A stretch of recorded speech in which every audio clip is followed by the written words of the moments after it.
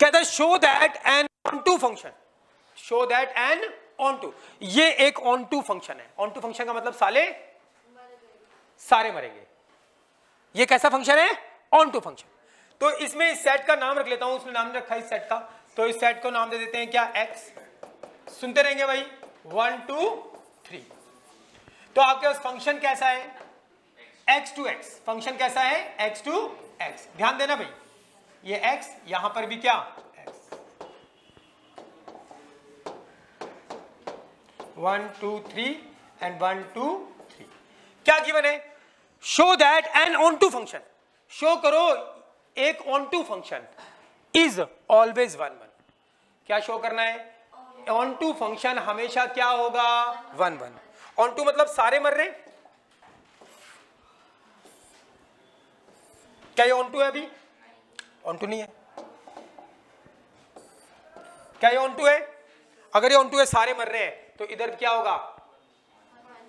सारे मर रहे हैं तो इधर एक गोली एक आदमी। सिंपल सी बात है यार, 3 बंदे हैं, 3 गोली है, मैं बोलूंगा सारे मरेंगे, तो बोलो तुमने क्या किया होगा? एक बंदे को एक ही गोली मारी होगी। अगर एक बंदे पे तुमने 2 गोली वेस्ट कर दी, एक बंदे पे तुमने क्या कर दी भाई? 2 गोली वेस्ट कर दी, तो बताओ क्या होगा? क्या ये कभी ऑन टू हो सकता है? सारे मर सकते हैं? अगर 3 ही बंदे हैं, 3 ही गोली है, तो इसका मतलब क्या रहा होगा बोलो? और तुम्हें दे रखा है कि सारे मर गए, क्या हो गया? अगर 3 बंदे 3 गोली और सारे मर गए, तो इसका मतलब क्या हुआ होगा? एक गोली से एक बंदा मरा होगा। तो अगर सारे मर गए मतलब ऑन टू दे रखा है, तो एक गोली से एक बंदा मरा होगा, इसका मतलब क्या होगा? हमेशा 1 1। हाँ या ना? हाँ या ना? तो अगर कोई फंक्शन ऑन टू है और इसमें जितने बंदे हैं उतनी ही गोली है, अगर आपके पास जितने बंदे उतनी गोली है और दे रखा है सारे बंदे मर गए, तो इसका मतलब क्या होगा? सारे बंदे मर गए, तो फंक्शन कैसा है? ऑन टू है। और ऑन टू है तो ये फंक्शन 1 1 भी रहा होगा, क्योंकि 3 बंदों को मारा और 3 ही गोली, तो एक गोली एक बंदे को लगी होगी, तो इसका मतलब 1 1 भी होगा। हाँ या ना? नहीं आई बात समझ में? क्लियर है भाई? मार के दिखा दो। लो 3 बंदे दिए, 3 गोली दी, मार के दिखा दो। एक बंदे को 2 गोली मार दो, एक बंदा जरूर बचेगा, नहीं बचेगा क्या? चले भाई, ध्यान देंगे सभी ध्यान देंगे भाई, सुनना है बस खाली। कह रहे show that an onto function, ये फंक्शन कैसा है इसके बारे में जानकारी है, ये ऑन टू है, इज ऑलवेज 1 1, ये हमेशा क्या होगा? 1 1 होगा। ठीक है, तो मैं क्या कर रहा हूं? मैं मान रहा हूं कि ये 1 हमें शो, देखो गिवन है हमारे पास, लिखना नहीं है भाई, गिवन है f इज ऑन टू, और मुझे 2 शो करना है, f इज क्या? 1 1। ऑन टू है, वो गिवन है, और मुझे शो करना है 1 1। तो मैं मान रहा हूं लेट इफ पॉसिबल, मैं क्या कर रहा हूं? ये 1 1 नहीं है, मैं क्या मान रहा हूं? ये 1 1 नहीं है। लेट इफ पॉसिबल या लेट अस एज्यूम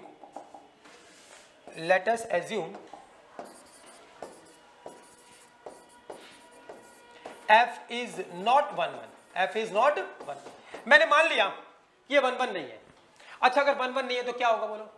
कम से कम 2 गोली एक जगह जाएगी। अरे 1 1 नहीं होगा तो खास बात क्या होगी बताओ? मैनी 1 होगा, 2 गोली एक जगह जाएगी। तो मैंने मान लिया let us assume that f is not 1 1, मैंने मान लिया अपनी तरफ से कि 1 1 नहीं है।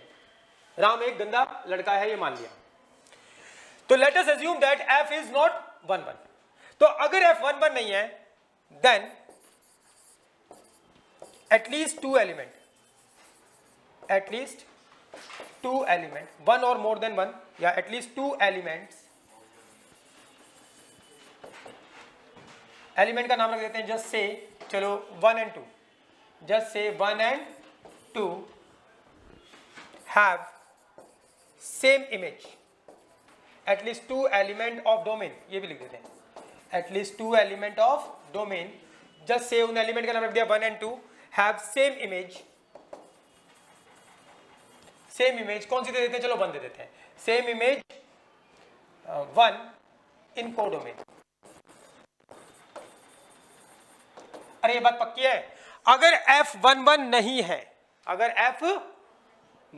है, तो कम से कम 2 एलिमेंट की, 2 या 2 से ज्यादा एलिमेंट की क्या होगी? सेम इमेज होगी। तो मैंने लेट कर लिया भाई एटलीस्ट 2 एलिमेंट, कम से कम 2 एलिमेंट की क्या है? सेम इमेज है। कौन कौन से एलिमेंट की? 1 and 2 की क्या है? सेम इमेज है क्या? 1। हाँ या ना?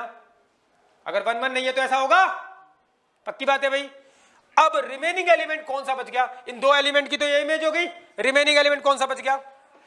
रिमेनिंग एलिमेंट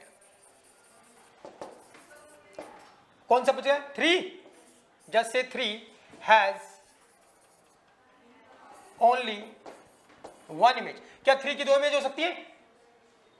क्या 3 3 पे भी जाए, 3 2 पे भी जाए? अगर ऐसा होगा तो फंक्शन ही नहीं होगा, एक गोली दो जगह नहीं जा सकती. फंक्शन तो है, एक गोली दो जगह नहीं. तो ऐसा हो गया अगर मान लो, तो फिर फंक्शन ही नहीं होगा. फंक्शन तो दे रखा है, हमें तो फंक्शन को बताना है कि भैया 1 1 on 2. तो रिमेनिंग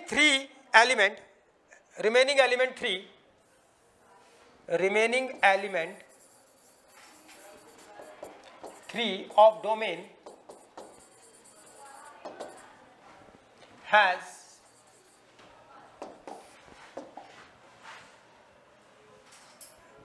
has image कौन सी? 2 या 3. या तो 2 इमेज 2 पे जाएगा या फिर कहां पे जाएगा? 3 पे जाएगा. हाँ या ना? तो एक एलिमेंट जो भाई इनकी दो की एलिमेंट की सेम इमेज हो गई. 1 1 नहीं है तो ऐसा होगा ना? 1 1 नहीं है, हमने मान लिया क्या ये 1 1 नहीं है, ये 1 1 नहीं है. अगर ये 1 1 नहीं है तो दो एलिमेंट एक जगह जाएंगे. एक एलिमेंट की या तो 2 पे जाएगा या 3 पे जाएगा. क्लियर है भाई? तो क्या हो गया? Remaining element 3 of domain has image 2 और 3 इन कोडोमेन. तो अब क्या हो गया भाई? या तो 2 पे जाएगा 3 पे जाएगा. अगर 2 पे चलेगा तो एलिमेंट 3 की कोई प्री इमेज नहीं होगी. यस और नो? देन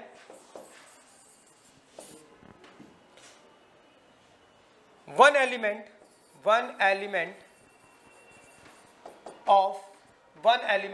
दो या 3 में से, अगर ये 2 पे गया तो 3 की कोई प्री इमेज नहीं है. अगर ये 3 पे गया तो 2 की कोई प्री इमेज नहीं है. वन एलिमेंट 2 और 3 belongs to codomain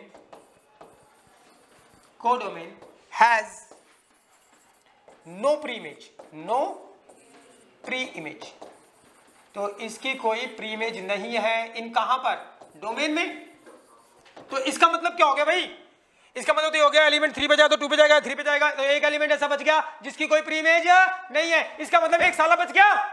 और अगर एक भी साला बच गया तो इसका मतलब क्या है? ये ऑन टू नहीं है. तो यहां से हमने देखा कि अगर हम मान के चल रहे हैं कि ये 1 1 नहीं है, 1 1 नहीं है, सिंप्लीफाई करते आ रहे तो हम इस रिजल्ट पे पहुंच गए कि f is not onto, कि ये ऑन टू नहीं है. ये तो कॉन्ट्राडिक्शन आ गया हमारे गिवन फैक्ट से, जबकि ये तो गिवन है ऑन टू है.